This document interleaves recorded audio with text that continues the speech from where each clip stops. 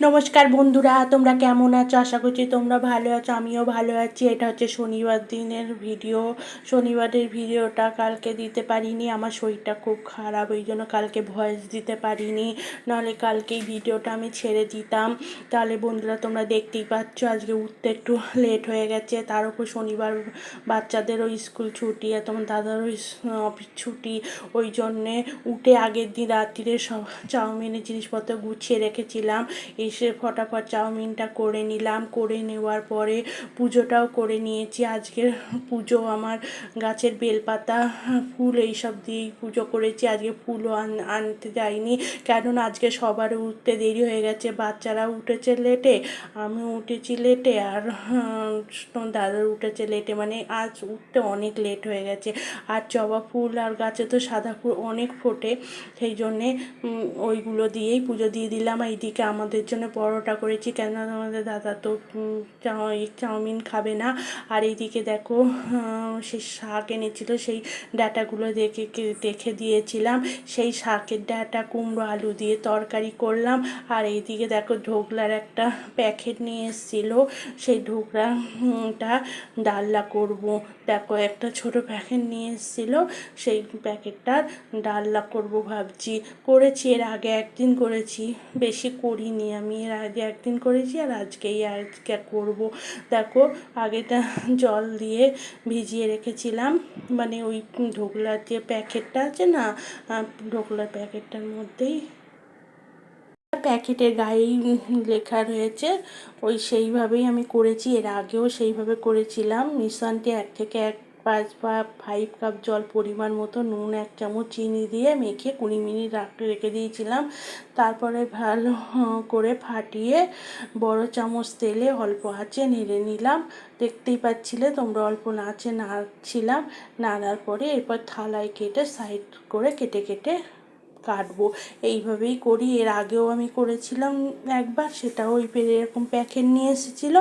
আজকে এরকম প্যাকেট নিয়ে এসে আমি ঢোকলা বেশি রান্না করিনি, একদিন করেছিলাম আর এই একদিন করলাম। দেখো থালার মধ্যে আমি ঢেলে দিয়েছি তেল দিয়ে, এবার এটাকে পিস পিস করে কেটে ভাজবো। দেখো কিছু উঠে যাচ্ছে, যেহেতু তেল লাগিয়ে নিয়েছিলাম তো ওই জন্যে উঠে যাচ্ছে। এবার আমি উল্টে দেবো, আর একটা থালা নিয়ে এটাকে উল্টে দেবো, উল্টে দিয়ে তারপরে পিস পিস করে কেটে নেব। দেখো উল্টে নিচ্ছি, দেখো একটা থালা দিলাম, দিয়ে ওর মধ্যে উল্টে নিচ্ছি।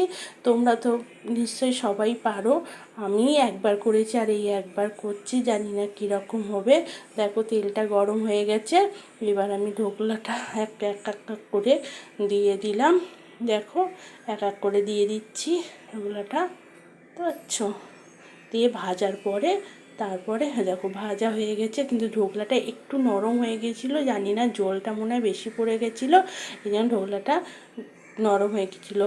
তাহলে বন্ধুরা এদিকে দেখো ওই যে দুপুরে খাবার টাবার সব হয়ে গেছে, খাওয়া টাওয়া এইবার মেয়েকে নিয়ে ক্যারাটে ক্লাসে যাচ্ছি। আর যেহেতু শনিবার তোমাদের দাদা যাবে না বলছে, আমিই যাচ্ছি।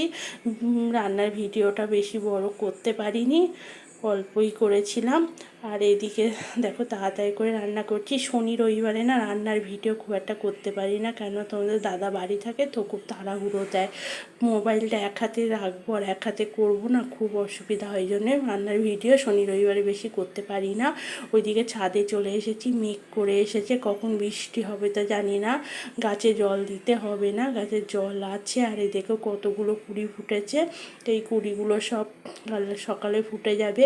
বেগুন গাছটাও চাঙ্গা হয়ে গেছে, ফুল এসেছে। আর লেবু গাছটা তো তোমাদের আগেই দেখিয়েছি, কিছু লেবু এসেছে ছোট ছোট। আর এদিকে দেখো জবা ফুল গাছটা কত কুড়ি হয়েছে, এই ফুলগুলো কালকে সব ফুটবে, দেখেছো কুড়ি হয়েছে। আর ওইদিকে একটা জবা ফুল গাছ আছে বড় থোবা, তাতেও একটা ফুল হয়েছে। প্রচুর জবা ফুল গাছ আমার, প্রচুর জবা ফুল বা জবা ফুল আর সাদা ফুল প্রচুর হয়েছে।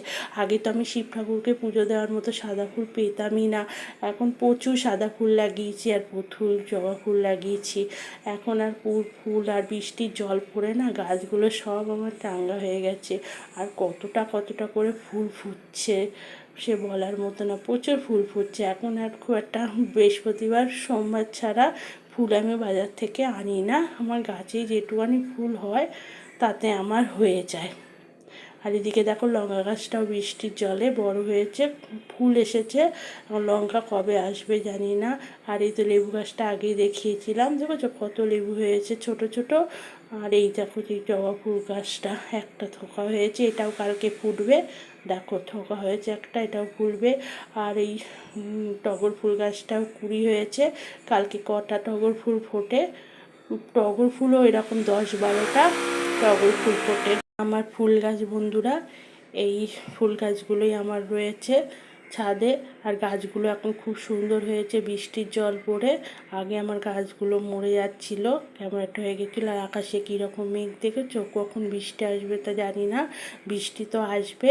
আর তোমাদের দাদা যাবে ইয়েতে মেয়েকে আনতে, আমি আর যাবো না। আর সকালে যে বৃষ্টি হয়েছিল সে মেঝেটাই ভিজে, সেটাই তোমাদের দেখাচ্ছি।